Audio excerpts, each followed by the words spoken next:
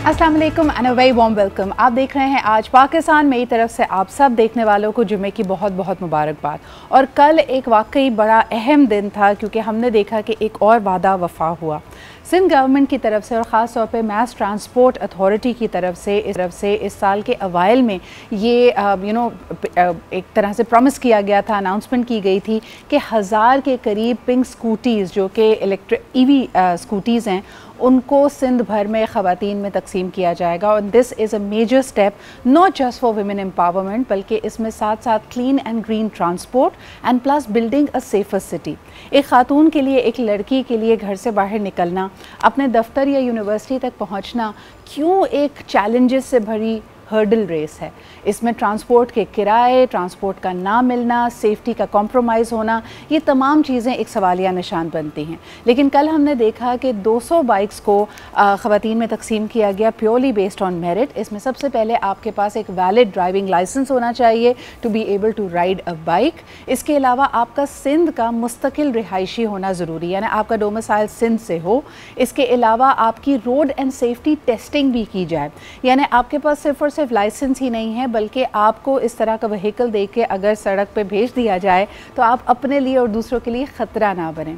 इसमें एक और कंडीशन और पाबंदी जो बनती है वो ये कि अगर आपको ये पिंक स्कूटी मिलती है तो 7 साल के अरसे तक ना आप इसका रंग बदल सकते हैं, ना आप इसको सबलेट कर सकती हैं और ना इसको किराए या फ़रोख्त करने का कोई मुमकिन तरीका होगा। इस कमिटमेंट के साथ आप इसको इस्तेमाल करें। एंड यकीनन मैंने वहाँ पे जितनी, because I was hosting this event, मैंने जितनी ख़वातीन से बात की और ख़ास तौर पे उन बच्चियों से जिनको ये स्कूटी दी गई है, उन्होंने इस कदम का खैर मकदम किया। ख़ास तौर पे यहाँ पे मेंशन करना चाहूँगी कि कुछ वहाँ पे जो रेसिपिएंट्स थी वो टीचर्स भी थी। तो एक बड़ा कदम है कि जो पहले हमारे जहनों में एक खाका बना हुआ है कि हम क्या कर सकते हैं क्या नहीं कर सकते, उसको तोड़ने की, इन स्टीरियोटाइप्स को तोड़ने की एक बड़ी काविश है।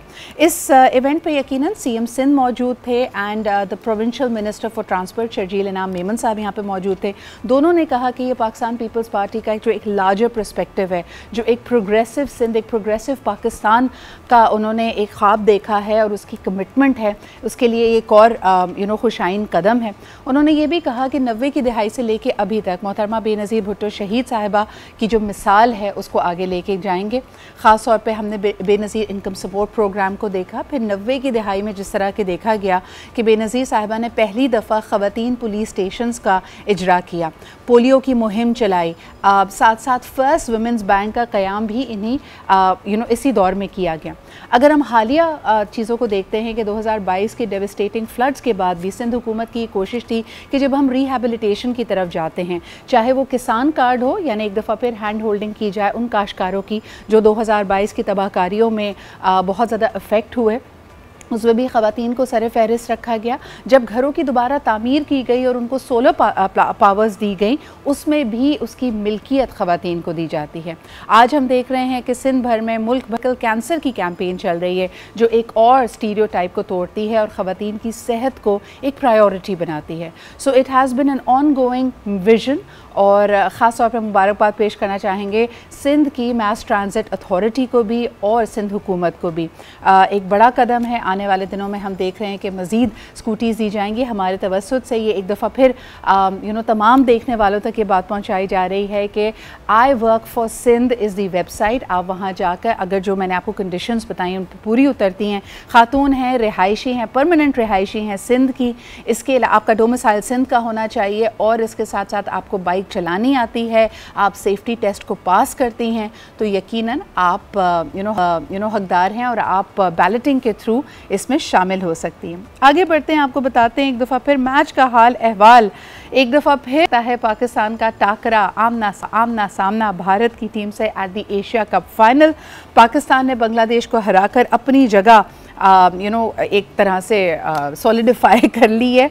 आपको बताते चले 11 रन से in the must win super force match को पाकिस्तान ने जीता है और अब एक दफ़ा फिर ये तीसरा टाकरा होगा जी एशिया कप में। इस वक्त तक हमने नहीं देखा कि पाकिस्तान के लिए ये कुछ खुशाइन रहा है या पाकिस्तान के लिए खुशबख्ती के सितारे नहीं चमक रहे थे, लेकिन ये फिर मैच बहुत क्रिटिकल हो जाता है। आपको बताते चलें पाकिस्तान वर्सेस बांग्लादेश के बारे में 136 का टारगेट था जिसको डिफेंड करना था, और इसमें शाहीन शाह आफरीदी और हारिस रऊफ़ की एक बड़ी काविश शामिल रही।